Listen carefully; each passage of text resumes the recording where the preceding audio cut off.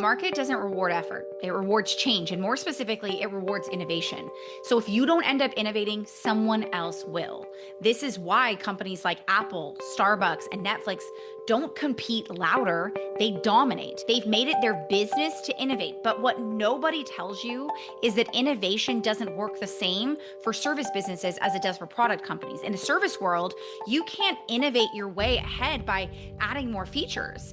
And you can't out-innovate the market with better marketing. And you definitely can't differentiate your way there with louder messaging, because your real value, your secret ingredient, is invisible. It isn't the offer, it's the thinking behind it. It's the way you diagnose problems, the methodology you've built, the gap you filled that nobody else saw.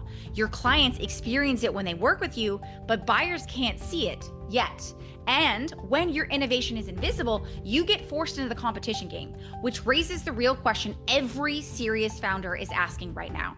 How do you innovate in a market where what makes you valuable can't be seen, touched, or compared on a features list, so that you can stay ahead of the curve, create demand instead of chasing it, and dominate your market so buyers aren't considering, they're begging to buy? The answer? You create innovation assets. Innovation assets make your value tangible. They give your thinking shape and your expertise weight so that the market has a new standard to measure against instead of comparing you to everyone else.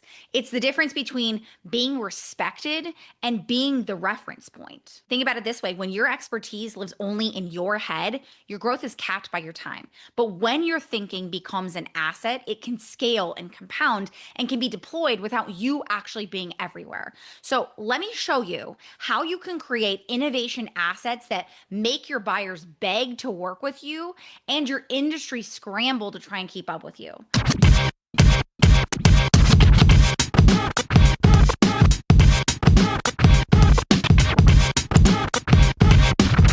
I'm Nas Echeverria, and I help founders and CEOs become category leaders by turning their expertise into a self-selling IP system using the Netflix effect. Now, right now, most founders are trying to win by being better. So better marketing, better offers, better positioning. They're trying to outcompete everyone else in the same game. But what companies that actually dominate have figured out is that they're not actually trying to be better. They stopped competing entirely. So instead of following the rules of the market, they rewrote those rules and took their place as the category owners instead. Let's start with Tony Robbins. In the seminar industry, everyone was following the same playbook. You rent a hotel ballroom, you speak for 1 to 3 hours, people get inspired, maybe they buy your book and they go home motivated. That's what seminars were. And it's what buyers ended up expecting. But Tony wasn't interested in motivation. He wanted transformation. So he rewrote the rules. He did something nobody else was doing by giving 50 hours of transformation over 3 to 4 days. Not a speech, but a complete immersion, complete with firewalks, breakthroughs, interventions in real time. And the outcome was that people don't say, I enjoyed Tony's seminar. They say that Tony Robbins changed my life. He's able to command premium pricing, waiting lists, and have category leadership for over 40 years because Tony didn't compete with other speakers on being more charismatic or having better stages. He rewrote what a seminar could be, and the entire industry changed to meet that new standard. Then there's Netflix. For 20 years, renting a movie meant one thing. You drive to Blockbuster, you browse the aisles, you hope they had what you wanted in stock, and you would rent it for $5 and pray that you remembered to return it in 2 days. Because if you didn't, there were late fees. That's how the entire industry worked. Now, Blockbuster dominated it with 9,000 stores at their peak, but Netflix asked a completely different question. What if movies came to you, first through mail, DVDs shipped to your door, no driving, no late fees, then streaming, entire libraries on demand, watch whatever you want, whenever you want. Now, Blockbuster at the time was making 16% of their revenue from late fees. Now, Netflix eliminated them entirely, and the result was that Blockbuster filed for bankruptcy in 2010, and Netflix is now worth over $150 billion while changing the entire world and how they consume entertainment. See, Netflix didn't compete with Blockbuster on having more stores or a better selection. They rewrote the rules for how people access entertainment. Now, another great example is One Medical. Primary care in America has looked the same for decades. You call your doctor, you wait 2 to 3 weeks for an appointment, you sit in a crowded waiting room, and you get rushed through a 10-minute visit where the doctor barely makes eye contact because they're already behind schedule. That's healthcare. It's impersonal, inefficient, and frustrating. But One Medical asked, What if primary care felt like a relationship instead of a transaction? So you can get same day or next day appointments. You have 30-minute visits minimum, modern offices, doctors who actually listen, and for $200 a year for access to care that actually feels human. The result? Amazon acquired them for $3.9 billion in 2023. One Medical didn't compete with other primary care practices on accepting more insurance or having more locations. They redefined what primary care could be. So here's the pattern. Tony didn't compete with other speakers. Netflix didn't compete with other video stores. And One Medical didn't compete with other doctors. They innovated. And when you innovate, you don't compete, you dominate. You create categories, you set standards, and you become the option, not an option. That's what innovation does. It doesn't make you better than your competitors. It makes your competition irrelevant. And let's be honest, you didn't start your business to compete. You started it because you saw a gap in the market, a problem that could be solved better, differently, something nobody else was addressing the way you knew it could be addressed. So you built something to fill it. That's innovation. You came in with a different way of thinking, a different approach, a solution that actually worked, and you became obsessed with meeting the needs of your clients in the best way possible, because that's what innovators do. But here's what Steve Jobs had that you don't: a way to make innovation visible before someone else bought. So for Steve, when he introduced the iPhone in 2007, he walked on stage and he said, "Today, Apple is going to reinvent the phone." And then he handed it to people. The moment you held it in your hand and you swiped the screen, watched the apps open with just your finger, you got it. You didn't need a 30-minute explanation of touchscreen technology or app ecosystems. The product itself proved the innovation. Or when Amazon released the Kindle, Jeff Bezos could have spent hours explaining e-ink technology and wireless book delivery, but the moment you held that device that was thinner than a magazine and contained thousands of books, you understood it instantly. The product made the innovation undeniable. In both cases, the innovation was visible, tangible. You could touch it, see it, experience it before you ever bought it. Now, here's the difference with service businesses. Your innovation isn't a product someone can hold. It's not a feature they can see on a spec sheet. It's not something they can touch or try before they buy. It's the way you think, the methodology you've built, the gap you filled that nobody else even saw.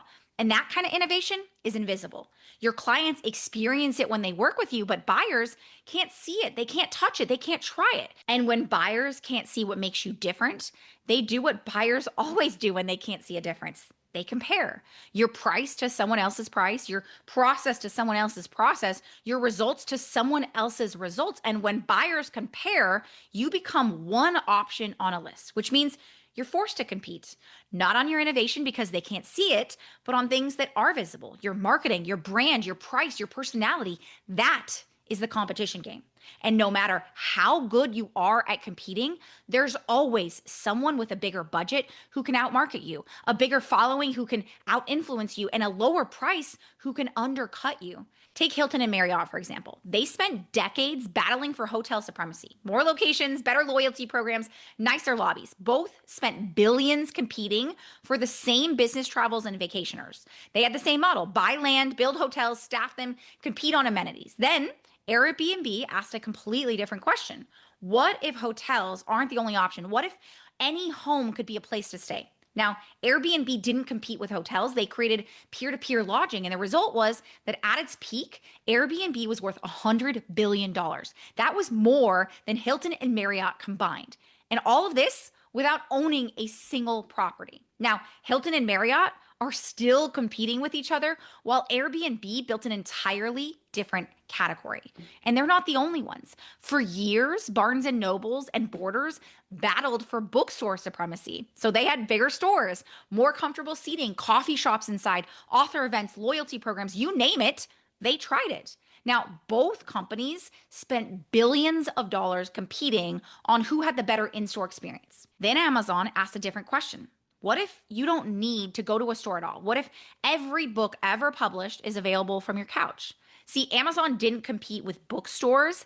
They made bookstores optional. And we all know what happened next. Borders filed for bankruptcy in 2011. Barnes and Nobles has been struggling ever since, closing hundreds of stores, all while Amazon changed the way we buy books forever. See, the competition game has one pattern. The companies that compete lose. The companies that innovate dominate. And right now, while you're competing on marketing and price and personality, someone else in your market is doing something completely different. They're innovating. And listen, you're not stuck in the competition game because you're not innovative. You're stuck because your innovation is invisible. And when innovation is invisible, you get forced into the competition game you were never supposed to play. So the question becomes, how do you make your invisible innovation visible? Because innovation doesn't fail because it's bad. It fails because the market can't see it.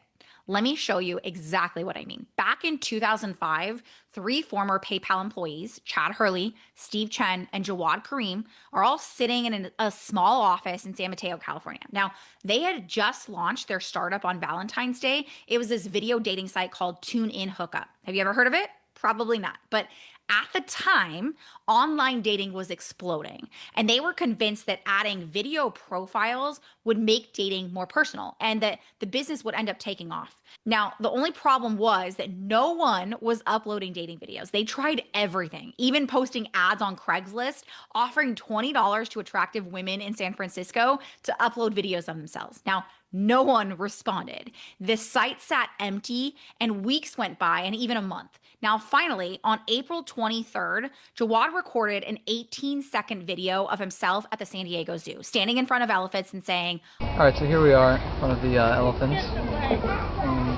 Cool thing about these guys is that they have really, really long fronts, and that's cool. And that's pretty much all there is to say." And he uploaded it, not as a dating profile, but just a video. That's when something interesting happened. A few users who had also found the site weren't uploading dating videos. They were uploading TV clips, home videos, random moments that they wanted to share. And suddenly, the founders realized something massive. The innovation wasn't video dating. The innovation was simple, frictionless video sharing. That capability was already there the entire time, but because it was framed as a dating site, buyers couldn't see it. The innovation existed, but it was invisible. So they scrapped the dating angle entirely, simplified the platform, made uploading and sharing effortless, and YouTube was born. Now, 18 months later, Google bought YouTube for $1.65 billion. The dating site that nobody wanted became the platform that changed the internet.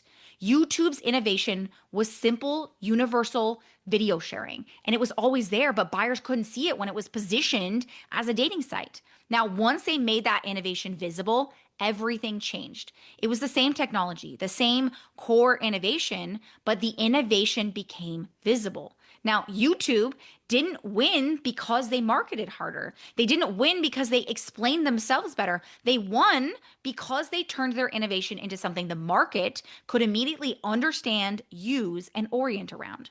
Now, here's the challenge for you. YouTube, Apple, Nike, they all had a product that people could touch, see, and experience. Now you're running a service business and you can't hand someone that product. Your innovation lives in how you think, in how you diagnose, and how you solve problems.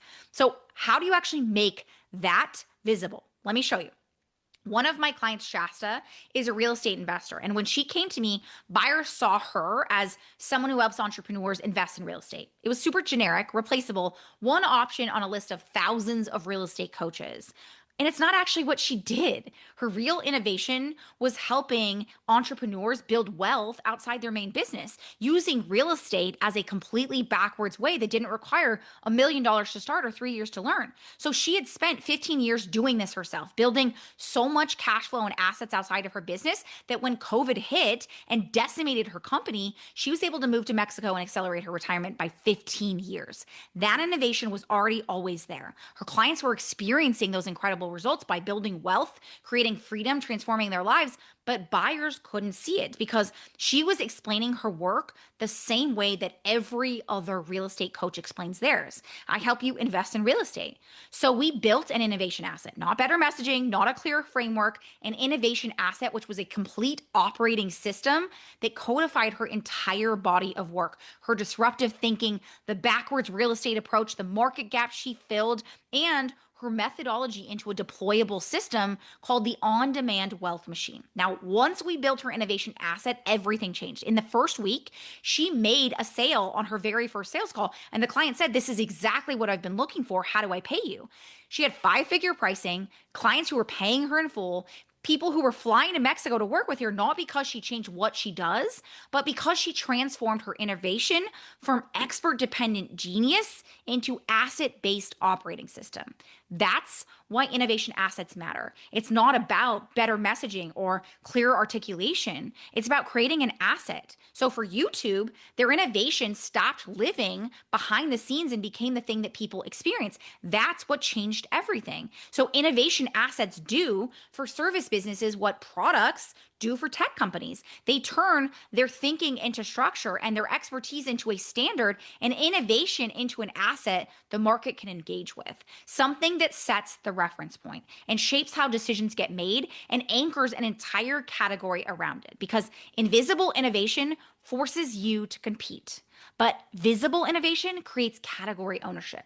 So the real question isn't, am I innovative enough? It's, have I made my innovation visible enough for the market to recognize? So the question becomes, how do you build this innovation asset that makes your innovation visible? Now, there are 3 steps to building an innovation asset, and these are the same 3 steps that every category leader, whether they realize it or not, has been following. Now, the first step is to expand beyond the mechanism you use to see the real category you are creating. So when you define yourself by a mechanism, like I'm an ad strategist, I'm a real estate coach, I'm an HR consultant, you're competing inside of someone else's category. You're one of thousands of ad strategists, one of tens of thousands of real estate coaches, and it's like trying to stand out in a crowded stadium by shouting louder. Everyone else is using the same playbook, the same language, and the same positioning. So when you all sound the same, your buyers are comparing you. That's that competition game in play. Now, when you broaden your thinking, when you step back and ask yourself, what am I actually creating? You are able to see the real category you're building. So Nike is a great example. They walked away and stopped thinking that they were just a shoe business. Instead, they broadened their thinking and realized we're not selling shoes, we're selling an athletic identity and lifestyle. Just like YouTube, they didn't stay thinking they were a dating site. They broadened their thinking and realized we're not about dating videos. We're about enabling universal video sharing. Now, Harley Davidson didn't think that they sold motorcycles. They had to broaden their thinking and realize we're not selling bikes. We're selling heritage, freedom, identity. This is where most founders stop. They get categorized and defined by the line of business that they're in, what they do, instead of what they create. But buyers don't buy mechanisms. They don't buy ads. They don't buy coaching. They don't buy consulting. They buy the freedom to travel the world while their business still runs, and ads are just the mechanism. They buy the wealth that lets them retire their spouse and build generational security, and real estate is just the mechanism. They buy the team that operates without constant firefighting, and HR consulting is just the mechanism. So until you define the bigger outcome you're creating, you're going to be stuck building feature-focused solutions that nobody cares about. But when you broaden your thinking, when you zoom out and see the transformation you're actually creating, you stop competing on mechanisms and start building category-defining solutions. This is where your innovative thinking is born, in how you solve the bigger problem and outcome, not just the surface level one. So when you see that bigger picture, you start creating breakthrough solutions that change how the entire market thinks. So the question you need to ask is, what business are you really in? Not the mechanism you use, but the transformation and the outcome you're helping people create. Now, once you've broadened your thinking, the second step is to identify the market gap you're filling. Now, here's where this is really critical, because your innovation isn't about being better. It's about seeing this opportunity the entire market is missing. I want you to think about it this way. Everyone else right now is looking at a map and seeing the roads that already exist.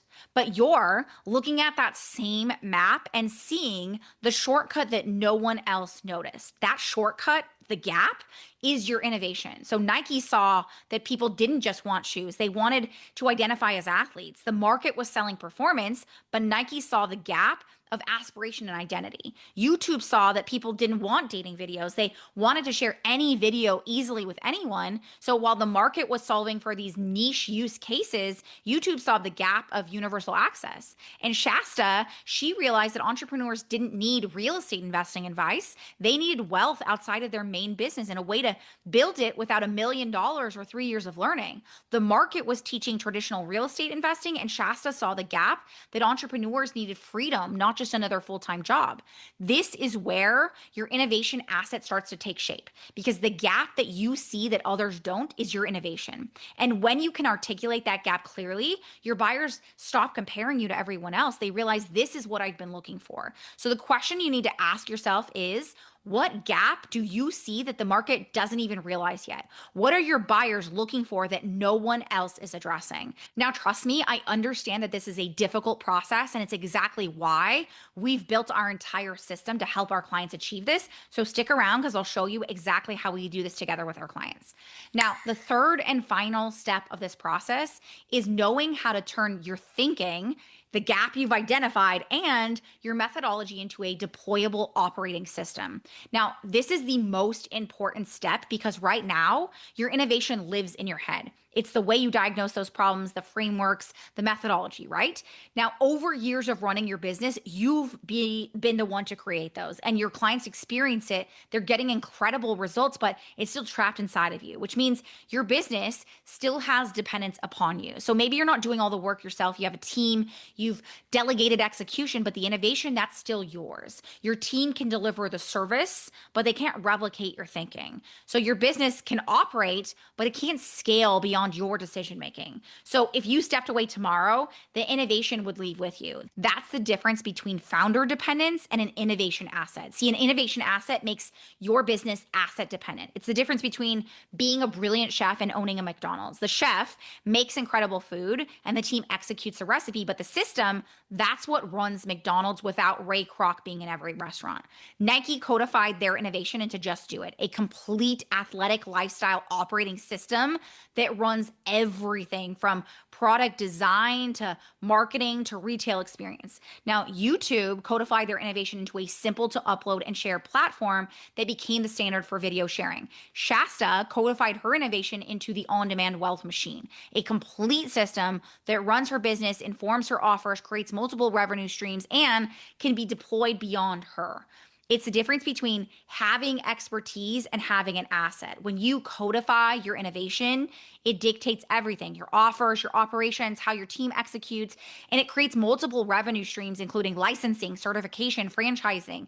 It makes you the category standard and runs without you being the bottleneck in every single decision. So the question you need to start asking yourself is, how do you turn your innovation into a system that can scale beyond you? Not just what you know, but how you codify it into something that runs your business, creates a category ownership, and makes it impossible to compete with you.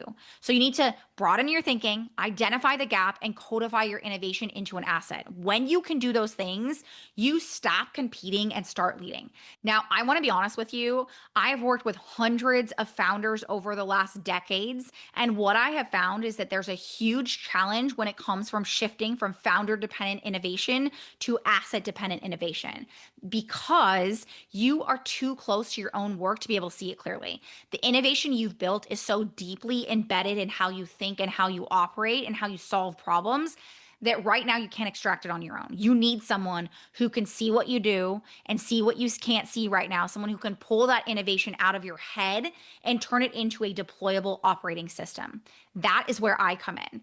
What used to take businesses decades to create their IP can now be done in months with my innovation asset system, because what we're able to do is actually pull out where the broader thinking starts with, then take that and refine it into where the market gaps already exist. And then from that, create your deployable operating system that solves for that gap in the market. This means that we're creating a complete operating system, an innovation asset that completely takes your thinking, your innovation, your decision-making, the gaps that you see in the market, puts it all together into something that you can truly sell, license, and become known for. I want you to think about it this way. When you go write your New York Times best-selling book, You're doing it based on your novel, not based on some concept, not based on some methodology, but on your innovation that you've created. That is what people come to know you for. Your innovation precedes your work, because when 10 years from now you decide to take a break, step away, or create a legacy for your children, you want a business that can outlast you. And your innovation asset is exactly what does that. Now, building your innovation asset is just one piece of the EasyS method, because making your innovation visible is step one. But then you need to be able to know how to deploy that innovation asset into all other areas of your business, starting with your marketing system. So let me break down the 3 steps within the EasyS method, starting with what I call win the market. This is your innovative advantage, because your best clients right now are just not looking for a slightly better version of what everyone else is doing. They are looking for the breakthrough that makes them say, this is exactly what I've been waiting for. This is where we build your innovation asset. This is how we create that solution in the market that only you can solve. So you stop competing and you start dominating. Clients are going to recognize you for your innovation assets and invest without hesitation, because your results will speak louder than any marketing could ever do. Now, the second step of the process is actually deploying your innovation asset inside of your marketing and sales system, because an innovation asset is incredible, but it's only valuable when you're able to actually utilize it within the other systems within your business.